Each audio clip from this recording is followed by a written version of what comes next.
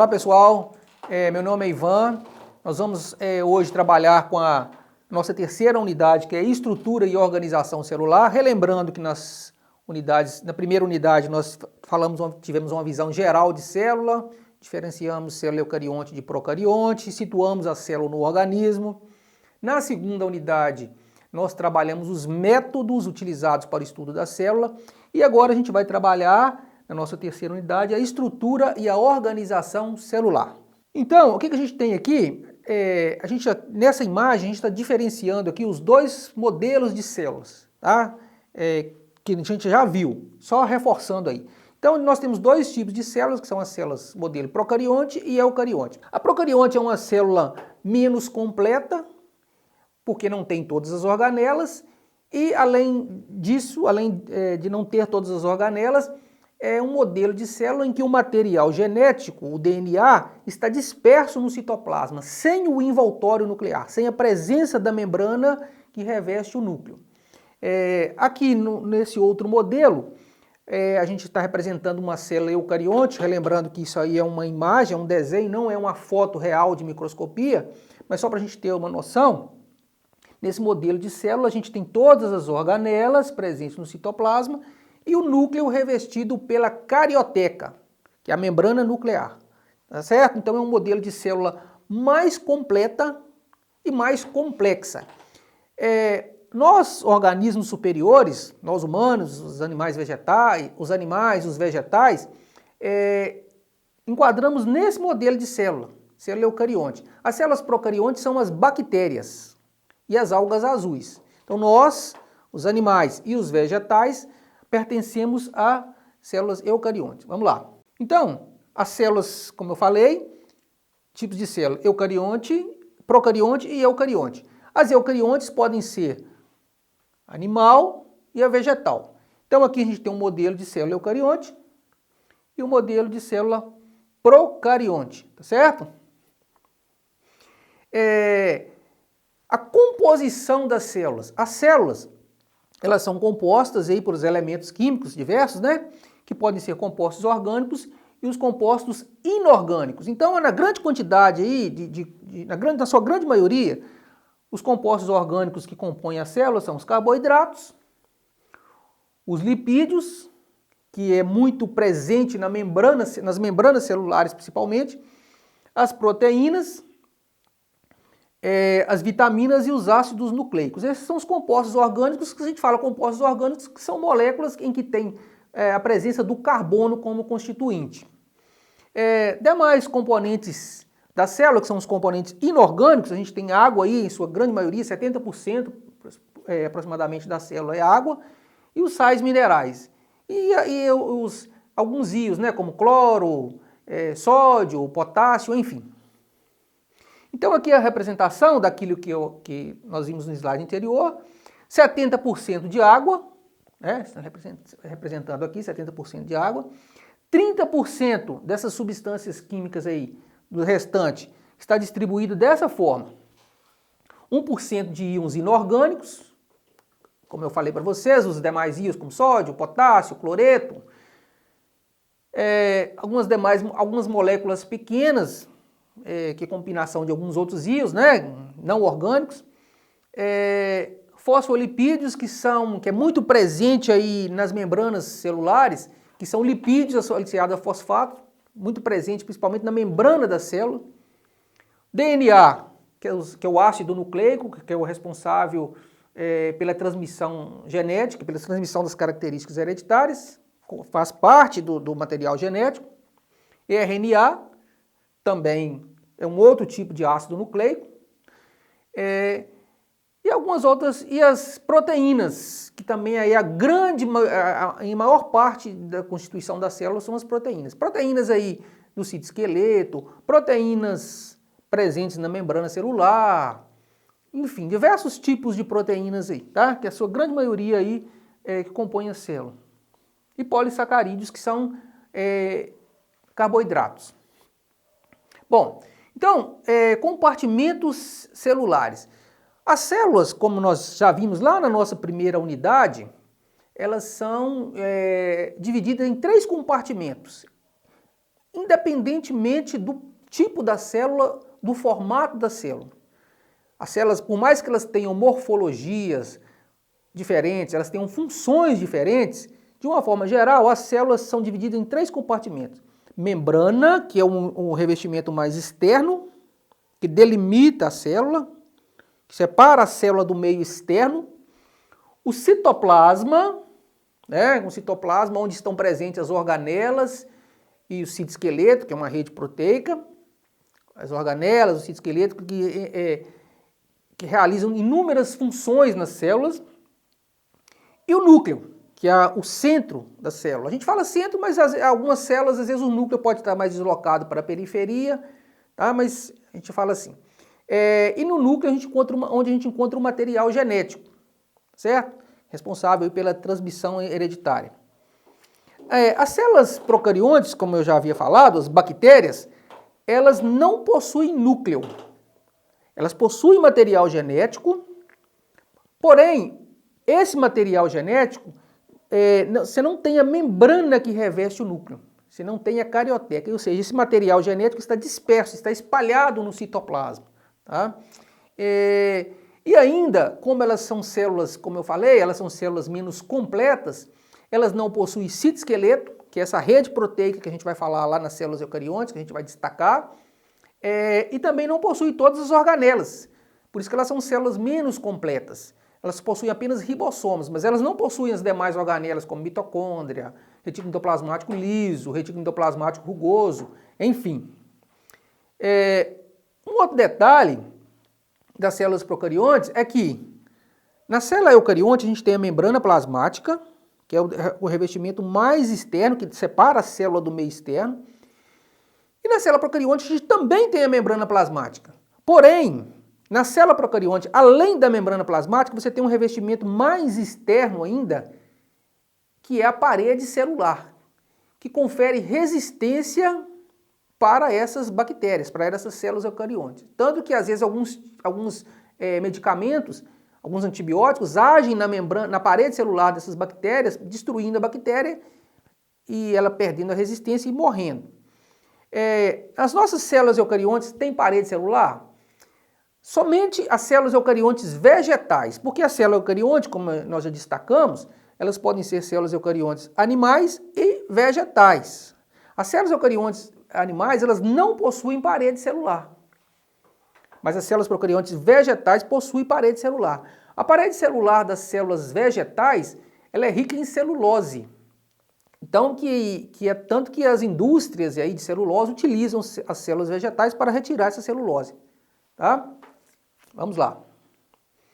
Bom, então, desses 3 compartimentos, né, membrana, citoplasma e núcleo, a gente vai destacar, a gente vai discutir cada um deles agora separadamente, começando aí pela membrana, que é as membranas biológicas. Então, a membrana plasmática, ela exerce inúmeras funções na célula.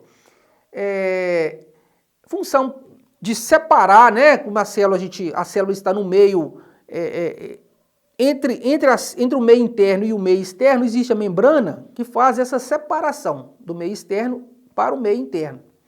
Então, como a célula comunica com o meio externo, as membranas fazem esse controle. Controla a passagem de substância entre o meio interno e o meio externo e vice-versa, o meio externo e o meio interno.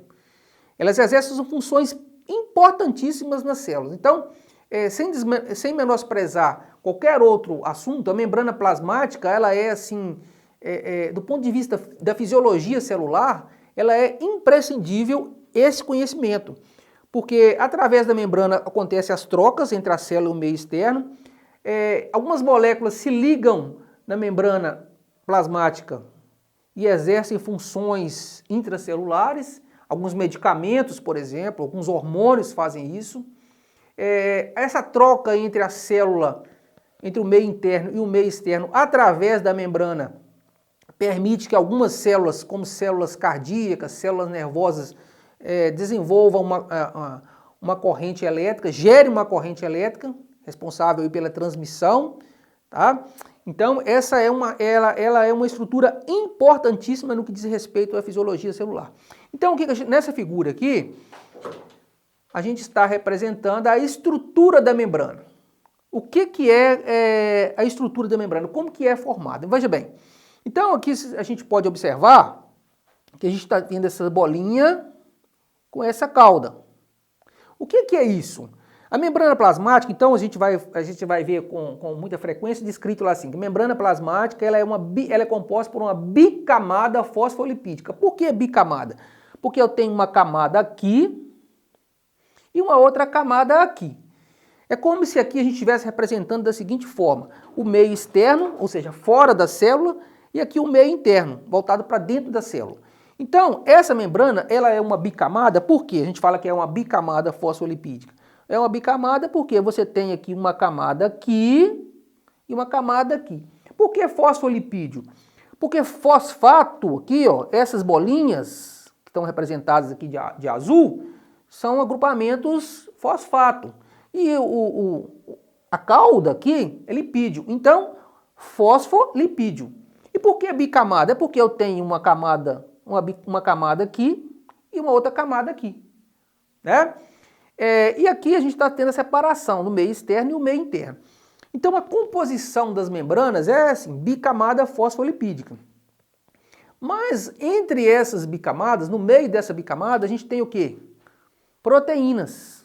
A gente está vendo aqui, que representado aí de rosa, são proteínas. Essas proteínas, algumas delas atravessam toda a membrana e algumas são superficiais, ficam superficial na membrana.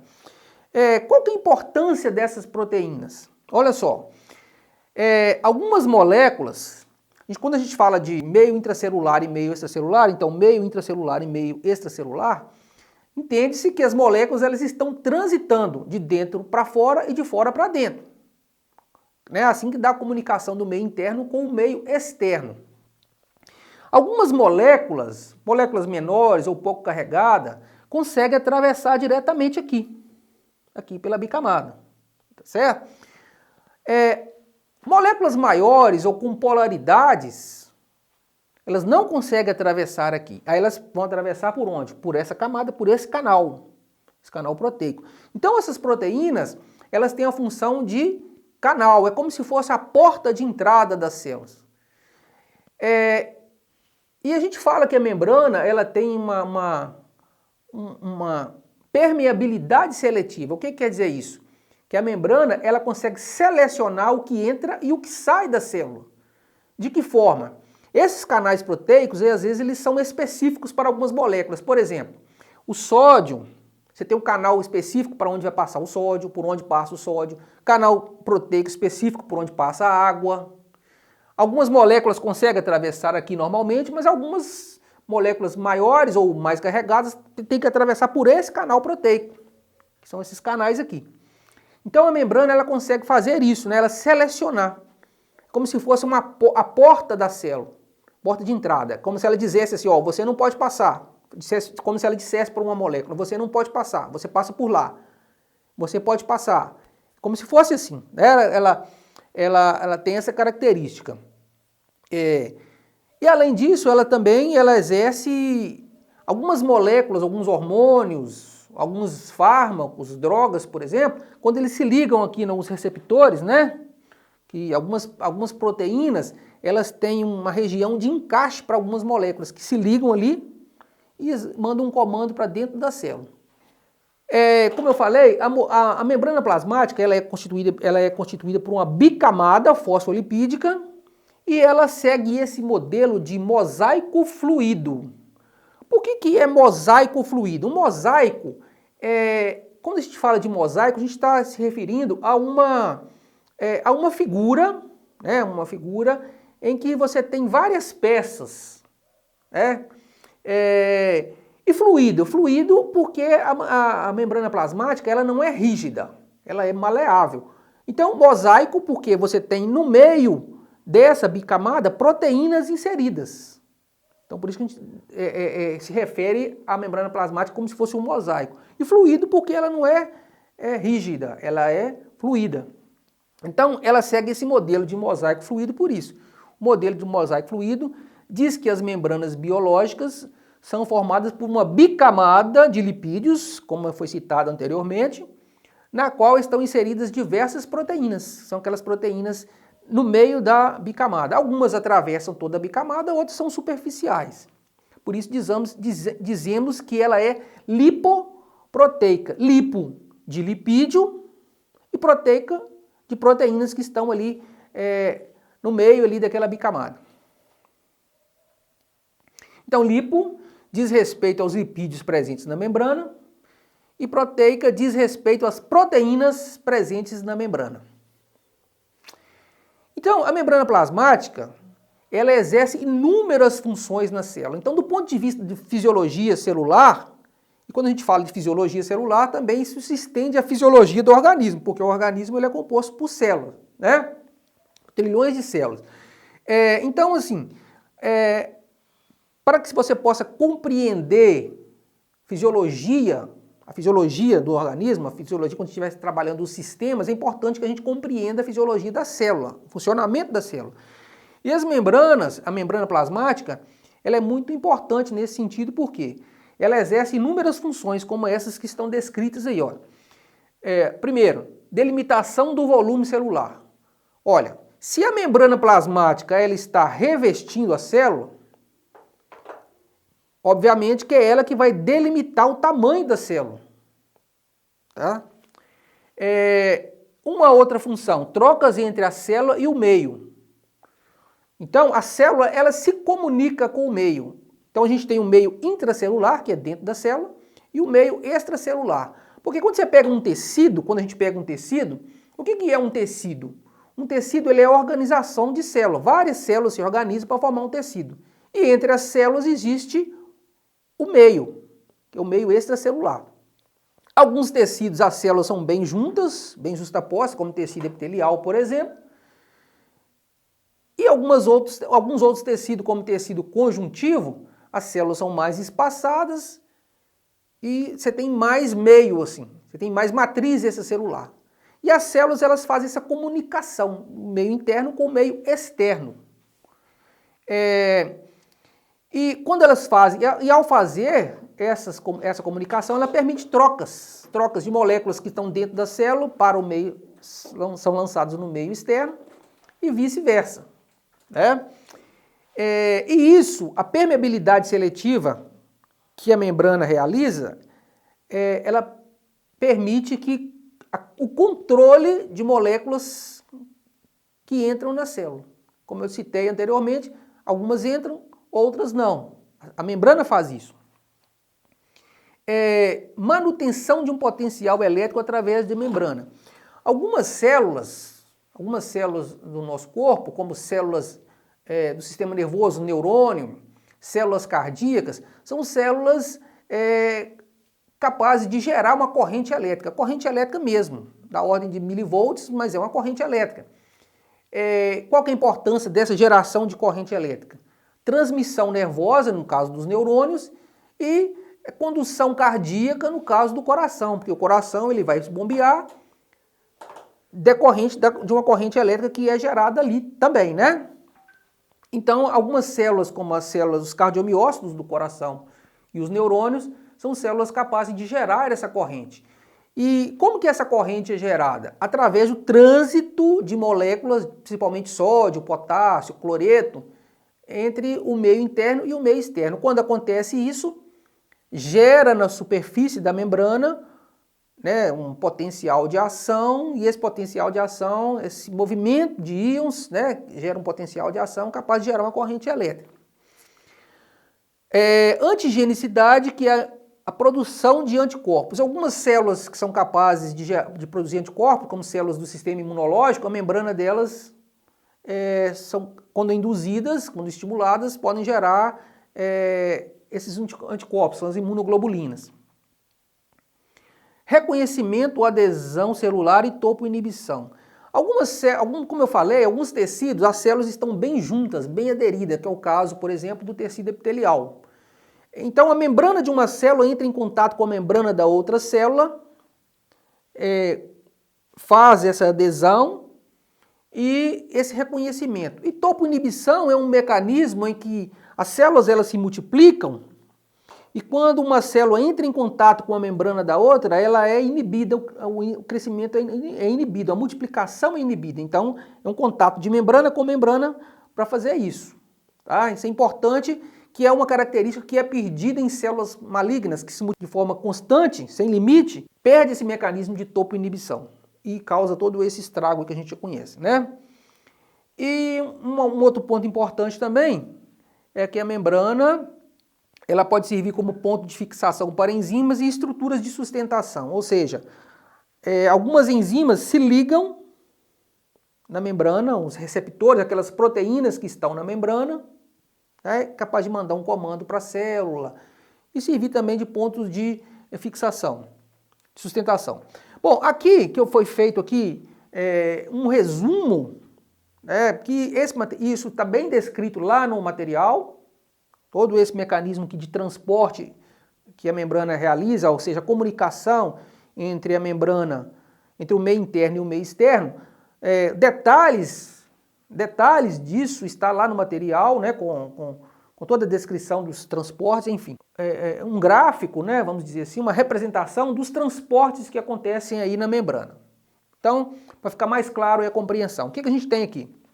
Então, quais os tipos de transporte que acontecem na membrana? Você tem um transporte através da membrana, então, ou o transporte em quantidade ou em massa, tá certo? Então, você tem transporte através da membrana e o transporte em quantidade em massa. E aqui a gente tem as subdivisões. O transporte através da membrana, o que é o transporte através da membrana? Transporte através da membrana é aquele que a membrana ela não sofre uma deformação. As moléculas atravessam a membrana, seja diretamente pela bicamada, ou seja pela proteína, sem que a membrana sofra qualquer tipo de alteração. Nesse caso, transporte em quantidade ou em massa, a membrana ela sofre uma deformação, ou seja, ela faz uma invaginação ou faz uma evaginação para acoplar aquilo que é de interesse dela, tá bom? Então, nesse transporte através da membrana, nós temos aí duas subdivisões, que é o transporte passivo e o transporte ativo. O que é o transporte passivo? Bom, se você considerar que de um lado da membrana, de um lado da célula, tem uma maior quantidade de substâncias, de íons, do que do outro, quando esse íon se desloca do lado mais concentrado, que está mais concentrado, para o lado que está menos concentrado, eu digo que esse transporte é um transporte passivo, ou seja, sem gasto de energia. Quando esse íon ou essa molécula se desloca do lado que está mais concentrado, do lado que está menos concentrado, perdão, para o lado que está mais concentrado, eu digo que esse transporte é um transporte ativo. E nesse caso, ele consome energia. Vamos exemplificar isso. O sódio, vamos representar utilizando sódio e potássio. O sódio, em condições normais, ele tem mais quantidade fora da célula do que dentro da célula. Então, o sódio, toda vez que ele entra na célula, ou seja, ele está indo do local que está mais concentrado para o local que está menos concentrado, toda vez que ele faz esse movimento, ele vai a favor do gradiente de concentração, ou seja, do maior, mais concentrado, para o menos. Então, o sódio ele entra na célula por transporte passivo, mais para o menos. Já o potássio, ele tem, em condições normais, uma concentração maior dentro da célula do que fora da célula. Então, o potássio, ele sai da célula por transporte passivo. Por quê? Ele tem a concentração de potássio é maior dentro do que fora. Então, o potássio sai por transporte passivo. E o sódio entra por transporte passivo. Só que tanto o sódio quanto o potássio, da mesma forma que o sódio entra, o sódio sai. Da mesma forma que o potássio sai, o potássio entra. Bom, o sódio ele entra por transporte passivo. Mas o sódio, quando ele retorna para o meio externo, quando ele retorna para o meio externo, quando ele faz um movimento contrário, ele está indo contra o gradiente de concentração. Ele está indo do meio menos concentrado para o mais. Então, quando ele volta para fora da célula, ele faz por transporte ativo, que ele vai contra o gradiente de concentração, então ele consome energia. E o potássio, quando ele volta para dentro da célula, ele sai por transporte passivo, mas quando ele volta para dentro da célula, que ele está indo contra o seu gradiente de concentração, ele faz esse movimento por transporte ativo. Tá? Bom, então, o transporte passivo, que é esse a favor do gradiente de concentração, do mais para o menos, ele pode ser por uma difusão, né? Ele pode ser, a gente tem aqui as divisões, pode ser por difusão simples, ou seja, o soluto, que quando eu falo que é uma molécula sólida, do mais concentrado para o menos concentrado. Quando essa molécula faz esse movimento atravessando diretamente a membrana, sem a necessidade de um canal proteico, eu falo que é uma difusão simples. Quando você tem lá uma proteína que auxilia nesse transporte, eu falo que a difusão é facilitada. Então, a difusão é um tipo de transporte passivo, né? Difusão é um tipo de transporte passivo em que o soluto segue do meio mais concentrado para o meio menos concentrado. Está bem descrito aqui. Bem descrito aqui, o que eu acabei de informar. E a osmose? A osmose é uma situação diferente, porque a osmose está se referindo a líquido. Tá? A osmose, o soluto, no caso, ele serve somente de parâmetro. Mas a osmose que está se deslocando é o líquido. É o líquido que se desloca do meio menos para o meio mais. Como assim, professor? Veja só. Quando a gente pega, por exemplo, um exemplo aqui bem característico, quando a gente pega, por exemplo, vai temperar uma salada, você coloca lá uma alface numa salada de água com sal, o que acontece com o passar de alguns segundos, alguns minutos? A água que está na célula da alface ou do tomate, ela vai se deslocar do meio menos concentrado para o meio mais concentrado. Nesse caso, quem desloca é o líquido. O soluto, ele somente vai servir de parâmetro, ou seja, como a salada está temperada, aquele meio da salada está mais concentrado. Está mais concentrado em termos de soluto.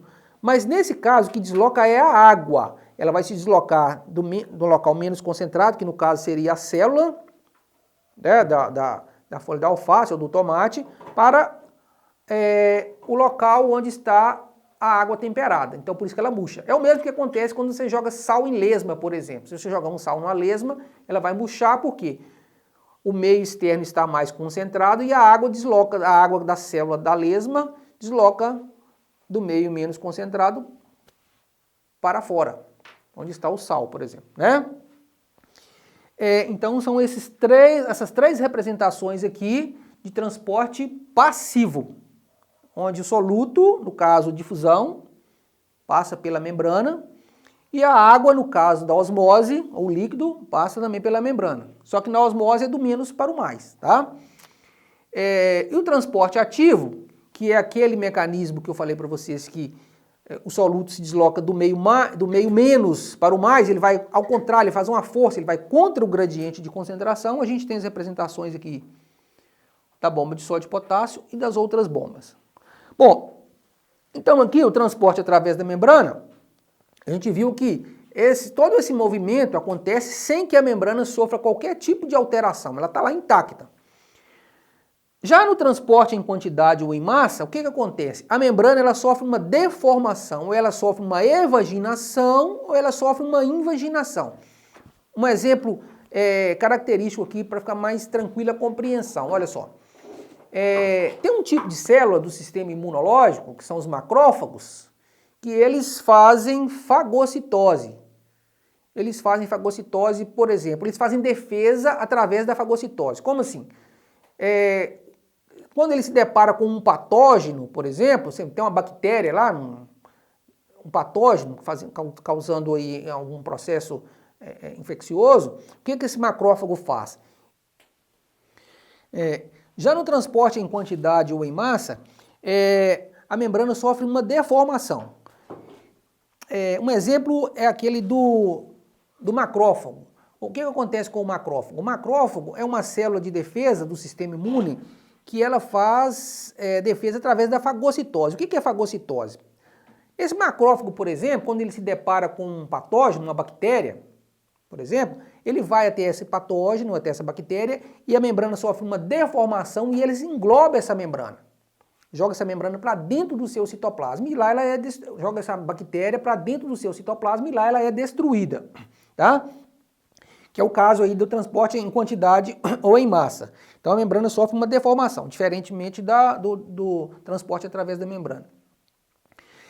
Então esse tipo de transporte, ele é dividido em endocitose e exocitose. Então aí o prefixo já te ajuda muito, né? Endo para dentro. Então quando a célula sofre uma deformação e engloba essa molécula, joga para dentro da célula, estou fazendo uma endocitose. Quando é o processo inverso, que joga de dentro para fora, de exo, estou falando de exocitose. E a endocitose, ela pode, então, quando a célula engloba, joga para dentro, ela pode ser dividida em fagocitose e pinocitose. Aí diz respeito muito à estrutura, à constituição do que está sendo englobado. Fagocitose normalmente é uma partícula sólida e pinocitose normalmente é uma partícula líquida. E a exocitose, que é quando a célula lança de dentro para fora, ela pode ser dividida em secreção e excreção. Também diz respeito muito à natureza do que está sendo lançado. Na secreção, por exemplo, quando isso que está sendo lançado para fora da célula pode ser útil para o organismo, eu digo que é uma secreção. No caso, por exemplo, os hormônios. Algumas células, algumas glândulas lançam seus hormônios para fora das suas células pelo processo de secreção. Porque é algo que pode ser utilizado, que é utilizado, né, no caso dos hormônios. No caso de excreção, é aquilo que não tem utilidade. Resíduo de digestão celular, por exemplo, que não tem mais utilidade para o organismo, a célula lança para fora aquilo que não interessa mais para o organismo, a gente está falando de uma excreção. Então aqui nesse quadro está bem representado aqui os transportes e com os detalhes, né, que está lá no material, lá no livro que foi redigido, tem todas essas informações aí com mais detalhes. Bom, então nós falamos da membrana, né, relembrando que a célula tem os 3 compartimentos, membrana, citoplasma e núcleo, e agora a gente vai passar aí para o citoplasma, que é aquela região interna da célula. E no citoplasma, o que a gente encontra no citoplasma? No citoplasma é onde a gente encontra as organelas, todas aquelas organelas, ribossomo, lisossomo, complexo de Golgi, todas aquelas organelas com funções diversas dentro das células estão no citoplasma, juntamente também com os filamentos proteicos, que ajudam aí na constituição da célula, no movimento de moléculas, que é o citoesqueleto. Então no citoplasma a gente encontra organelas, o citoesqueleto e diversos íons ali que vai participar do metabolismo celular. Bom, então,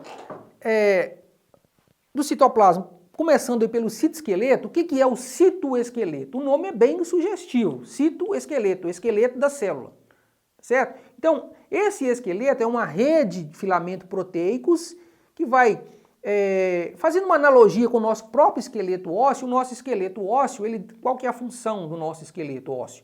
É ajudar na sustentação do nosso corpo, na locomoção, na proteção, e assim é o citoesqueleto. O citoesqueleto, ou o esqueleto da célula, ele tem essa função. Ele tem de dar sustentação para a célula, porque as células, por mais que elas tenham membrana, citoplasma e núcleo e o mesmo material genético, no caso da célula, quando a gente está se referindo a uma célula do mesmo organismo, elas têm formas diferentes. Por exemplo, se você pegar um neurônio, que é uma célula do sistema nervoso, ele tem membrana, citoplasma e núcleo.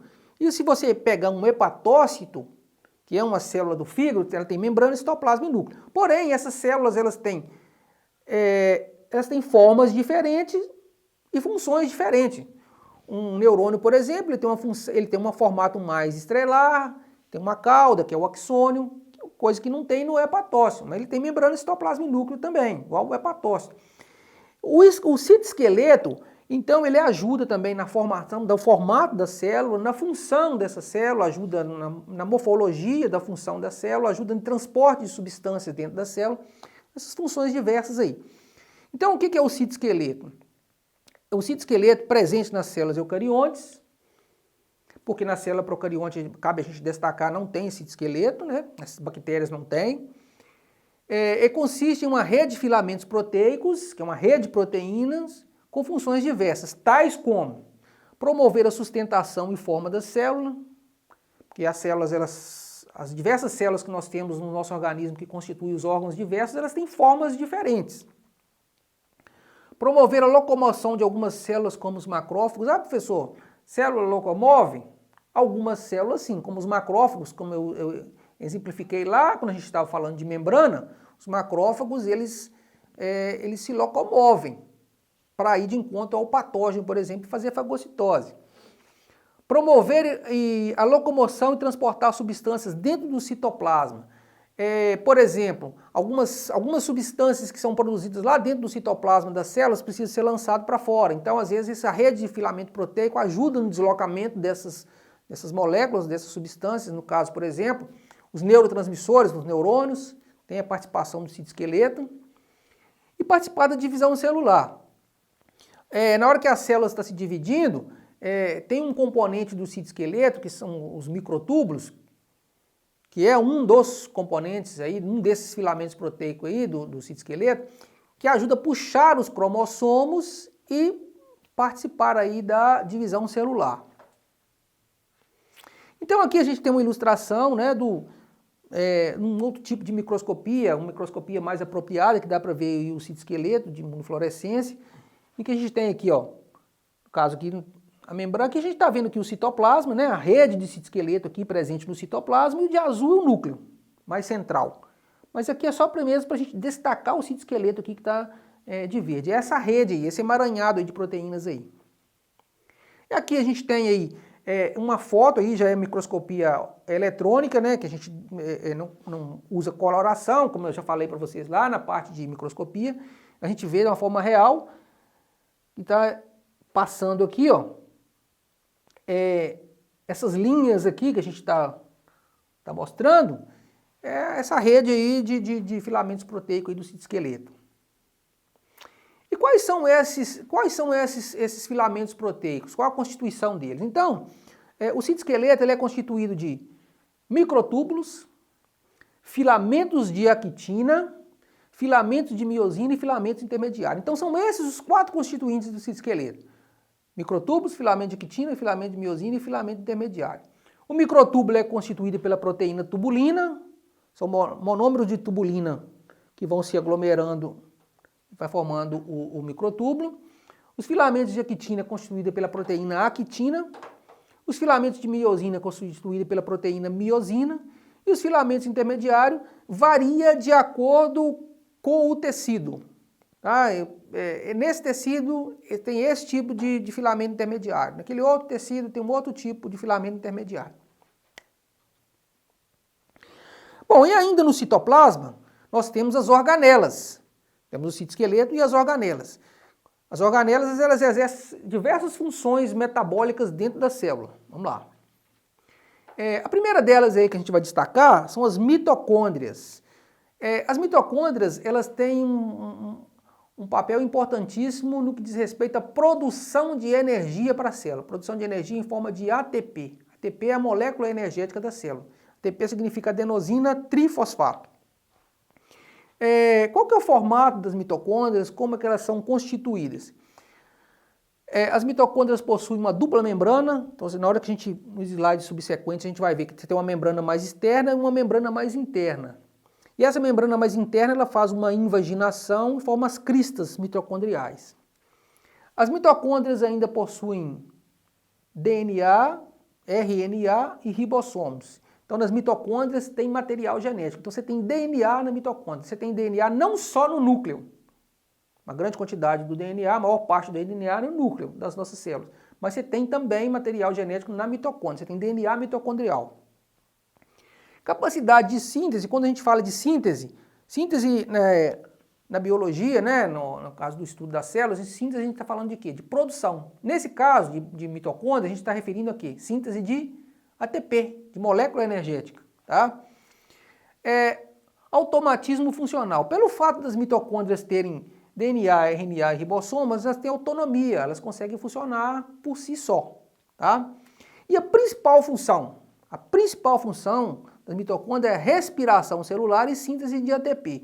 Lá no nosso material está descrita a equação mais detalhada, aí você tem as etapas, né? Está na parte lá de mitocôndria, todas essas etapas aí até chegar à produção de ATP. Mas a função da mitocôndria é essa. Através da respiração celular, você vai combinar uma molécula de glicose com oxigênio, vai produzir ATP e liberar CO2 e água, tá? Que é a equação geral da respiração celular. Existe uma teoria que as mitocôndrias elas se originaram dos seres procariontes, teoria endossimbiótica, ou seja, uma bactéria, milhões e milhões de anos atrás, fez uma simbiose com uma célula eucarionte e originaram as mitocôndrias. Pode passar. Então aqui a gente não tem aqui uma foto, a gente tem uma ilustração, né? Aqui uma ilustração demonstrando aqui, ó, mitocôndria, membrana externa, membrana interna, essas voltinhas que a membrana interna dá, a gente chama de cristas mitocondriais e a matriz mitocondrial. Aqui a gente já tem uma foto, isso aqui já é real, de microscopia eletrônica, tá? Isso aqui é como é de fato a mitocôndria. A mesma situação anterior, só que aqui é uma foto de microscopia eletrônica. Membrana externa, membrana interna, crista mitocondrial e matriz. Uma outra organela que a gente tem são os lisossomos. Então nós falamos de mitocôndria e falamos de lisossomos. E lisossomos é uma organela que tem um formato esférico, formato de vesícula. Então quando a gente estiver falando de vesícula, não só nesse assunto, mas em outros, nós estamos nos referindo a algo que é redondo, tá certo? Então, o lisossômo ele tem esse formato de vesícula esférica contendo enzimas. Então, lá nos lisossomos, dentro dos lisossomos, existem enzimas hidrolíticas que são capazes de fazer digestão daquilo que a célula englobou, certo? Então, os mitocôndrios, os lisossomos são vesículas esféricas, normalmente secretados por uma outra organela que é o complexo de Golgi. E dentro dos lisossomos nós temos as enzimas digestivas, que uma vez liberadas, essas enzimas, elas digerem o componente daquilo que foi digerido no citoplasma.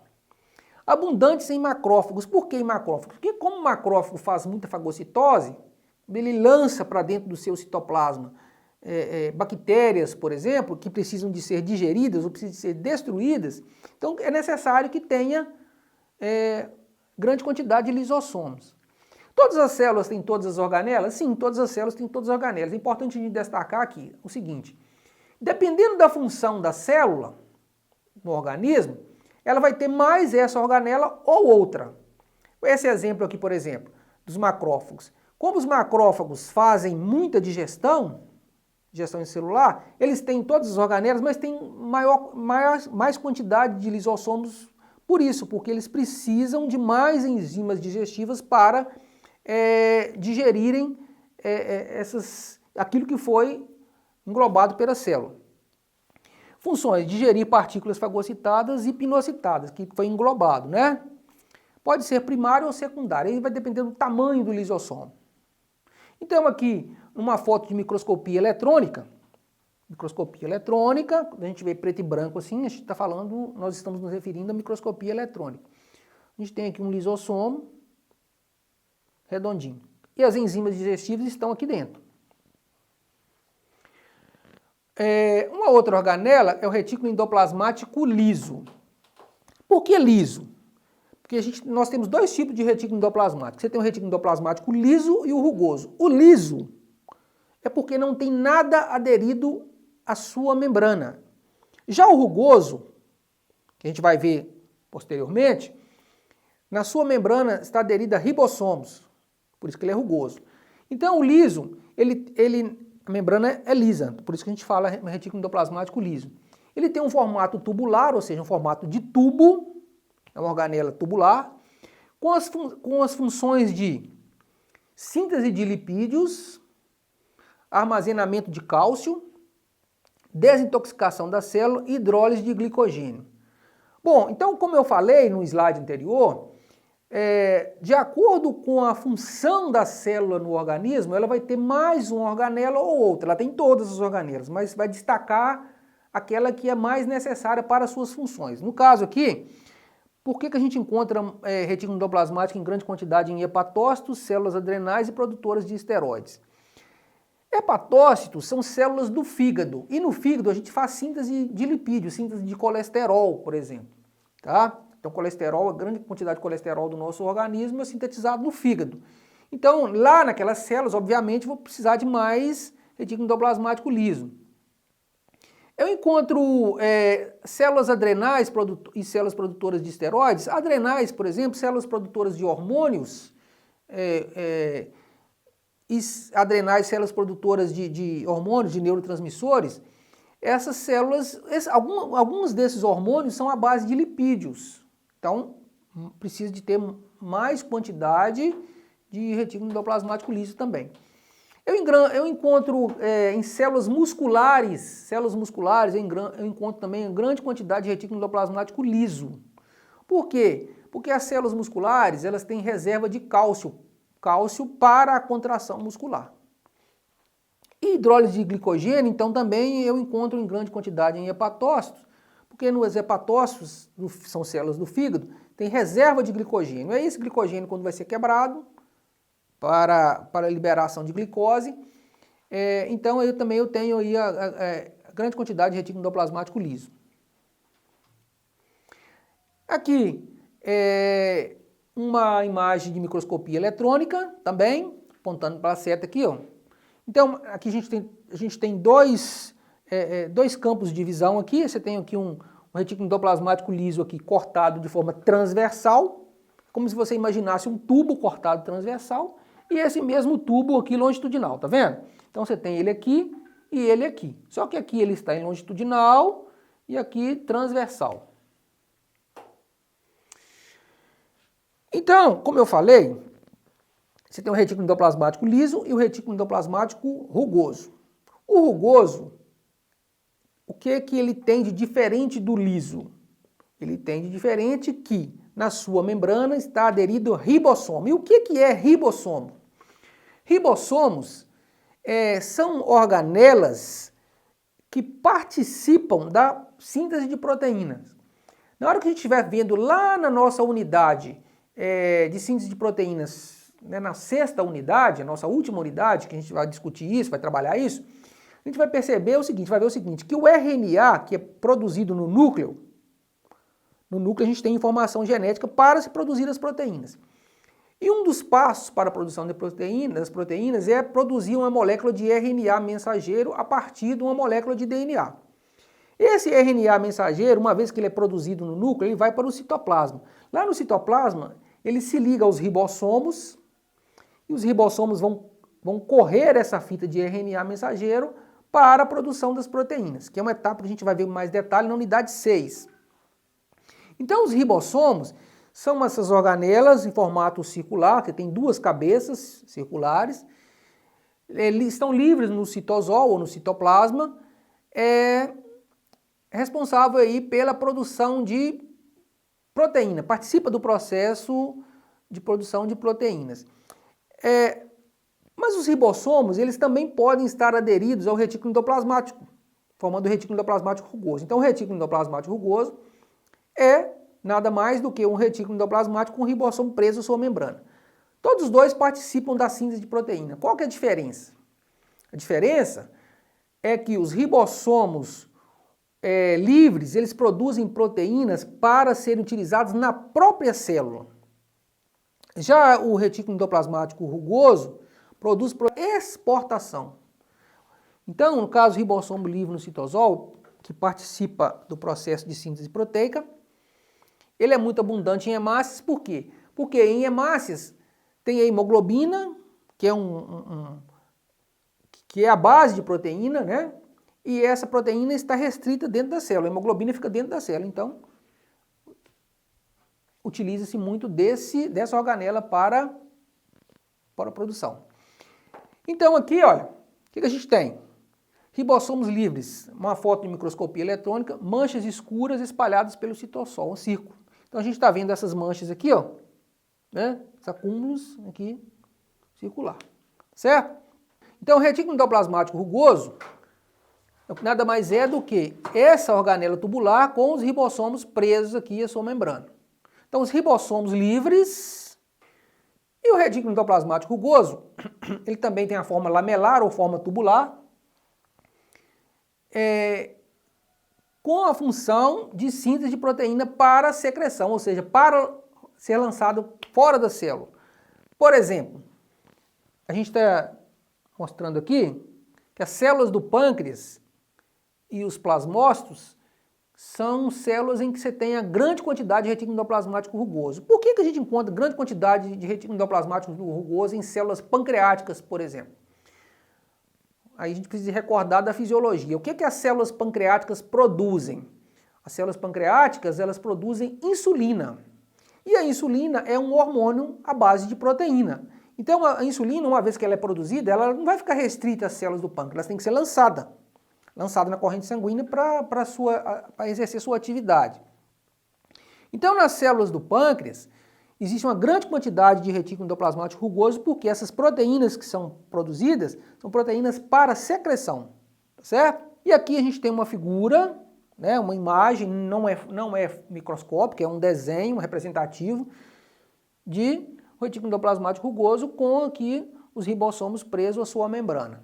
Uma outra ilustração, só que aqui agora já é uma foto de microscopia eletrônica, né? Aqui a gente tem aqui, ó, nós estamos vendo uma organela tubular com os ribossomos presos aqui. Pode passar. Uma outra organela é o complexo de Golgi. O complexo de Golgi eu costumo dizer que é como se fosse a central de distribuição da célula, o almoxarifado da célula. Tudo que a célula produz, que é produzido dentro da célula, é encaminhado para o complexo de Golgi. Lá essas moléculas são condensadas, são compactadas e são armazenadas para serem lançadas depois. Então, o complexo de Golgi tem essa função de receber as moléculas, condensá-las, armazená-las e secretá-las, tá? Então, elas recebem essa molécula do retículo endoplasmático rugoso, por quê? Porque no retículo endoplasmático rugoso acontece a síntese de proteínas, né? Condensa, conjuga essas moléculas. Bora, gravando. Então, o complexo de Golgi, qual que é a função do complexo de Golgi? Como eu disse, o complexo de Golgi ele recebe as moléculas oriundas do retículo endoplasmático rugoso. Por que do retículo endoplasmático rugoso? Porque o retículo endoplasmático rugoso faz síntese de proteína. Então ele recebe essas moléculas, compacta essas moléculas, armazena e secreta. Condensa, conjuga essas moléculas e depois é lançada para fora, no meio externo. Secreta essas moléculas em vesículas, né, em formato esférico, e a síntese de polissacarídeos, que também é uma molécula à base de lipídios. Os lisossomos, que é aquela organela que nós vimos anteriormente, eles são desprendidos, ou seja, são organelas liberadas do complexo de Golgi. O complexo de Golgi, como ele tem essa função de secreção, de armazenar, condensar e secretar, ele é abundante em células secretoras de glicoproteínas, como células, vamos dizer, um tipo de célula presente no intestino, são células caliciformes que secretam glicoproteínas. Aí a gente tem aqui uma ilustração do complexo de Golgi, que ele tem esse formato, pilhas de sacos achatados, como se fosse vários sacos empilhados, e aqui as vesículas que estão brotando do complexo de Golgi, né? As vesículas, principalmente as vesículas lisossômicas brotando do complexo de Golgi e as demais vesículas das moléculas que foram armazenadas e conjugadas aí dentro. E aqui a gente tem uma ilustração do complexo de Golgi, que a gente tem uma foto de microscopia eletrônica do complexo de Golgi,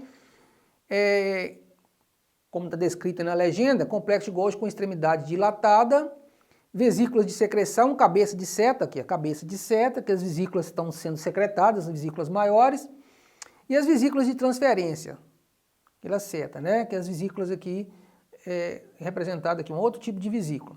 Abundantes em células caliciformes, como eu falei, que são células presentes no intestino, células do epidídimo, que são células que secretam glicoproteína para a nutrição de espermatozoides, e células intestinais, como eu falei. Então, finalizamos a parte de organelas, a gente vai agora destacar o núcleo. O que é o núcleo? O núcleo fica normalmente no centro das células, normalmente porque em algumas células, como adipócitos, por exemplo, o núcleo fica mais deslocado para a periferia. Mas de uma forma geral, o núcleo fica no centro das células e obedece o formato da célula. Ou seja, uma célula circular ela tem um núcleo mais circular, uma célula pavimentosa, achatada, tem um núcleo mais achatado. Então, normalmente ela obedece o formato da célula. O núcleo é a sede das informações genéticas da célula. É no núcleo que se encontra o DNA, o material genético que nós herdamos aí dos nossos pais. Esse material genético ele pode estar em formato de DNA desenrolado, descompactado, ou esse mesmo DNA pode estar compactado, bem condensado, formando os cromossomos. Então aqui uma imagem ilustrativa do núcleo, o que a gente tem aqui? Aqui a representação, né?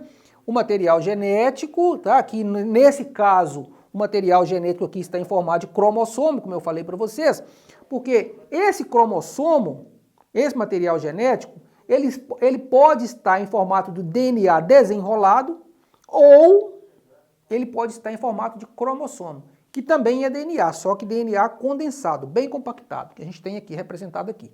Tá? No núcleo a gente tem o nucleolo, que mais no centro do núcleo, que é como se eu dissesse que seria um núcleo dentro do núcleo, que é o nucleolo, responsável por produzir ribossomo, RNA ribossômico. Né? Aqui a membrana nuclear, tá? Que é característico de célula eucarionte, ou seja, célula procarionte não tem isso, não tem núcleo, né? O material genético está disperso no citoplasma. E aqui a gente tem esses poros aqui, esses furos aqui na membrana nuclear, que são os poros nucleares, que permite aí o trânsito aí de moléculas entre o núcleo e o citoplasma. Vamos lá. Uma representação aqui de microscopia eletrônica, né? E aqui a gente está pegando aqui o citoplasma e o núcleo aqui com a membrana. Isso aqui é real, é uma foto real, né?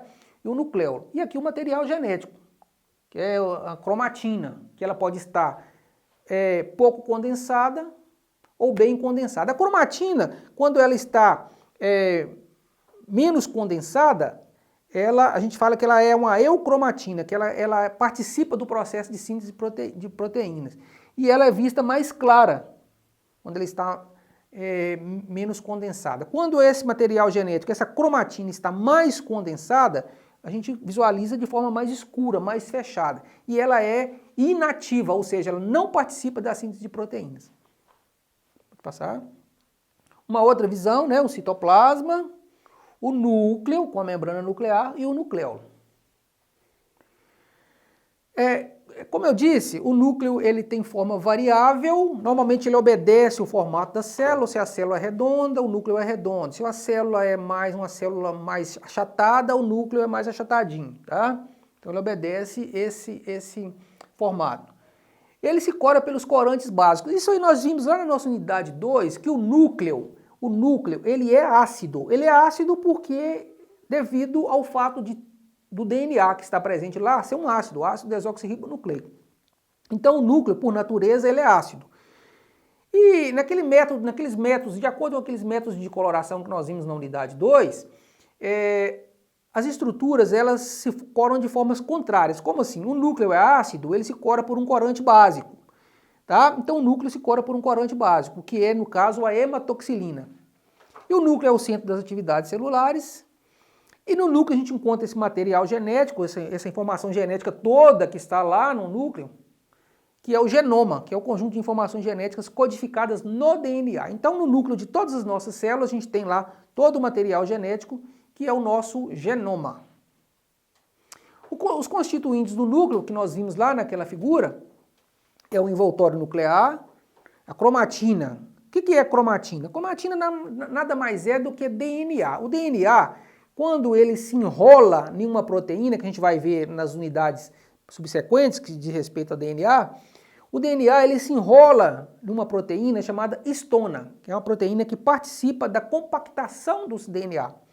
O DNA envolvido nas histonas passa a se chamar cromatina. Então o que é cromatina? DNA mais histona. Então o núcleo, a gente encontra o DNA em formato de cromatina. E essa cromatina pode ser uma cromatina pouco compactada ou muito compactada. Tá? O nucleolo, que é aquele, como eu representei para vocês, que é como se fosse um núcleo dentro do núcleo responsável por produzir RNA para o ribossomo, RNA ribossômico. E a matriz nuclear, que é o restante aí do espaço que tem dentro do núcleo. O envoltório nuclear, que é aquela membrana que separa o núcleo do citoplasma, que é a membrana externa, duas membranas separadas pela cisterna perinuclear, ou seja, tem duas membranas e entre uma e outra tem um espaço, que é a cisterna. Complexo de poro, então na membrana nuclear tem aquela rede de furos, que são os poros, que participam do transporte seletivo para fora e dentro do núcleo, como eu citei anteriormente. E aqui a representação, membrana nuclear com os seus furos, com os seus poros. A cromatina, o que é cromatina? Cromatina é DNA associado à proteína histona. Essa cromatina ela pode ser um pouco mais condensada, que é a heterocromatina, então ela é vista mais densa, aparece como grânulos grosseiros, visíveis no microscópio óptico. Tá? Ela é inativa. Ela é inativa porque, como ela está mais compactada, ela não consegue, a maquinaria responsável, as enzimas responsáveis pela transcrição dos genes, não consegue ter acesso a esse DNA. Porque ele está mais condensado. Então, por isso que ela é inativa. Inativa no sentido de síntese de proteína. A eucromatina ela é mais clara, pelo fato de ela estar mais desenrolada, menos compactada. Ela é ativa, então se ela é ativa, ela participa do processo de síntese de proteína nas células que estão produzindo essas proteínas. Aqui então a gente tem um exemplo, né? O núcleo, a membrana nuclear, o nucleolo. A heterocromatina, como eu falei, ela está mais escura e a eucromatina mais clara. Então, aí o nucleolo, o que é o nucleolo? O nucleolo é um núcleo dentro do núcleo, que tem a função de produção dos ribossomos, do RNA que vai constituir os ribossomos. Tudo bem? Então aí, pessoal, assim a gente encerra a nossa terceira unidade.